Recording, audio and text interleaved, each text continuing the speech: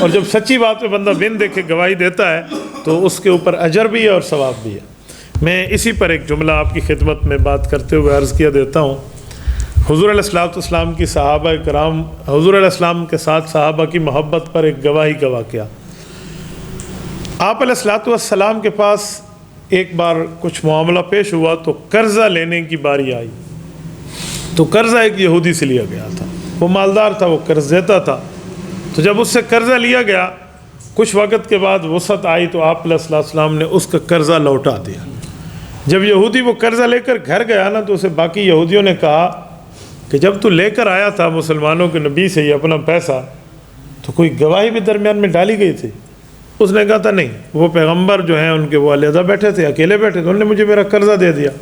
تو یہودیوں نے کہا ہماری ایک بہت بڑی فائدے کا مشورہ تمہیں دیتے ہیں، وہ مان لے۔ انہوں نے کہا کیا؟ انہوں نے کہا تو جا کے دوبارہ وہاں پھڈا ڈال دے، میرا قرضہ تو مجھے ملا ہی نہیں ہے۔ تو اس نے کہا اگر وہاں سے کوئی بات آ گئی، اس نے کہا نہیں آئے گی، مسلمانوں کے مذہب میں لکھا ہوا ہے جھوٹی گواہی نہیں دیں گے۔ تو کون بندہ گواہی دے گا؟ نبی کے پاس کوئی گواہ ہوگا نہیں اور تجھے دوبارہ قرضہ مل جائے گا تو ڈبل پیسہ وصول کر کے لے آئے گا۔ اب دشمن تو دشمن ہوتا ہے، تو انہیں آپس میں بات طے کر لی کہ جی ٹھیک ہے۔ اگلے دن وہی یہودی اللہ کے رسول کے پاس آیا۔ مصنف ابن ابی شیبہ میں ہے ان الیہودی یتقاضی الی رسول اللہ صلی اللہ علیہ وسلم، اس نے آ کر کہا کہ مجھے میرا قرضہ لوٹا دے۔ آپ علیہ السلام نے اسے فرمایا کہ قد قضیتک، میں تو فلاں دن تیرا قرضہ دے چکا ہوں، تیری تو ادائیگی ہو گئی، اب تو دوبارہ دوسری بار مانگنے آیا۔ تو اس نے کہا البینہ، کوئی ثبوت ہے، کوئی گواہ ہے آپ کے اور میرے علاوہ تو گواہ پیش کرو۔ اب وہ اس یقین سے آیا تھا کہ ظاہری بات ہے مسلمانوں میں تو کسی نے جھوٹی گواہی نہیں دینی، کیونکہ جھوٹی گواہی زنا شراب کی طرح کبیرہ گناہ سمجھتے ہیں لوگ۔ تو آپ علیہ السلام تھوڑے سے قدرے خاموش ہوئے کہ اب گواہ تو اس وقت تھا کوئی نہیں۔ دائیں بائیں دیکھنے کے وقت ایک صحابی آ گئے جن کا نام ہے حضرت خزیمہ رضی اللہ عنہ، انہوں نے یہ ساری بات سن لی تھی۔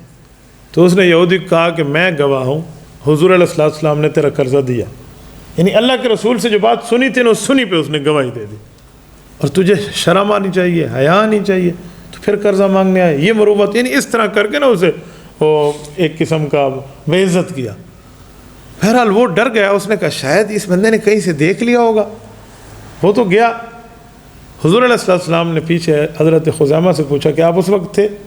کہا جی نہیں تھا۔ اس کا خزیمہ تجھے نہیں پتا کہ جھوٹی گواہی ڈائریکٹ بندے کو جہنم لے جاتی ہے، تو آپ نے گواہی کی بات کیوں کی؟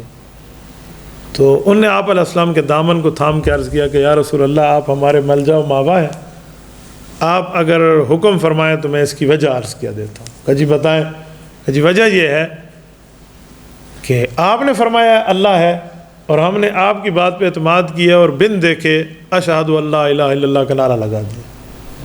آپ علیہ السلام نے فرمایا کہ میرے پاس جبرائیل آتے ہیں اور میں اللہ کا نبی ہوں، ہم نے نہ جبرائیل کو آتے دیکھا ہے نہ وحی کو اترتے دیکھا ہے، ہم نے آپ ہی کی بات پہ اشہد ان محمد رسول اللہ کا نعرہ لگا دیا ہے کہ ہم مانتے ہیں حضور پاک آپ گواہ ہیں، آپ اللہ کے رسول ہیں، ہم نے گواہی دے دی۔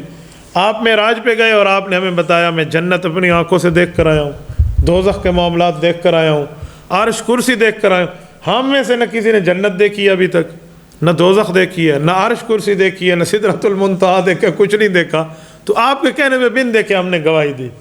اب جب میں آ رہا تھا اور یہودی آپ سے بات کر رہا تھا تو میں نے ساری بات سن لی، تو میں نے اپنے دل میں سوچا کہ خزیمہ بن دیکھے اللہ کے ہونے پہ گواہی دیتے ہیں حضور کے کہنے پہ، بن دیکھے ہم گواہی دیتے ہیں حضور پاک السلام کے نبی بننے پر، تو یہ گواہی بھی مجھے دینی چاہیے، میں نے تو اس بنیاد پہ گواہی دی ہے، آپ فرمائیں میں غلط ہوں یا میں ٹھیک ہوں۔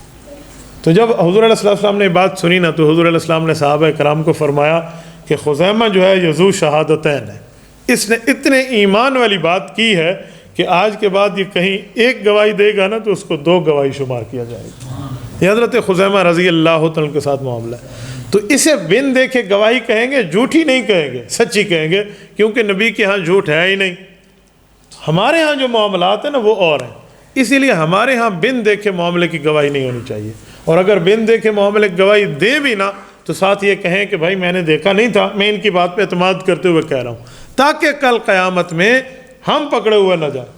ہاں جب بندے نے دیکھا ہے، سنا ہے، سمجھا ہے، اس وقت بندہ بن دیکھے گواہی کہے، یہ معاملات اپنی دیکھو آنکھوں دیکھی بات کرے تو بالکل ٹھیک ہے، ورنہ ان جیسی گواہیوں سے بچنا چاہیے۔ اور بات بات پہ جو ہم کہتے ہیں قسم ہے قسم ہے، تو یہ ایسے سمجھیں ایسے ہی ہے جیسے میں کہوں قرآن کی قسم ہے یا اللہ کی قسم ہے، تو لفظ قسم بھی اللہ کی قسم ہوتی ہے، کیونکہ شریعت میں تو غیر اللہ کی قسم ہے ہی نہیں، شریعت میں غیر اللہ کی کوئی قسم نہیں ہے۔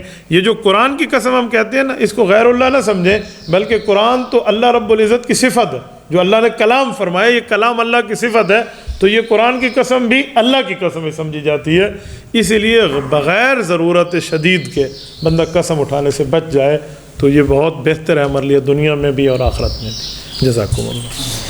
الحمدللہ رب العالمین والعاقبۃ للمتقین والصلاة والسلام علی سید الرسل وخاتم النبیین۔ ربنا ظلمنا انفسنا وان لم تغفر لنا وترحمنا لنکونن من الخاسرین۔ ربنا آتنا فی الدنیا حسنہ وفی الآخرۃ حسنۃ وقنا عذاب النار وادخلنا الجنۃ مع الابرار یا عزیز یا غفار یا ارحم الراحمین۔ الہی آت نفسی تقواها وزکھا وانت خیر من زکاہا انت ولیہا ومولاہا۔ وصلی اللہ تعالی علی خیر خلقہ محمد وعلی آلہ وصحبہ اجمعین۔ تبارك الذي نزل الفرقان على عبده ليكون للعالمين نذيرا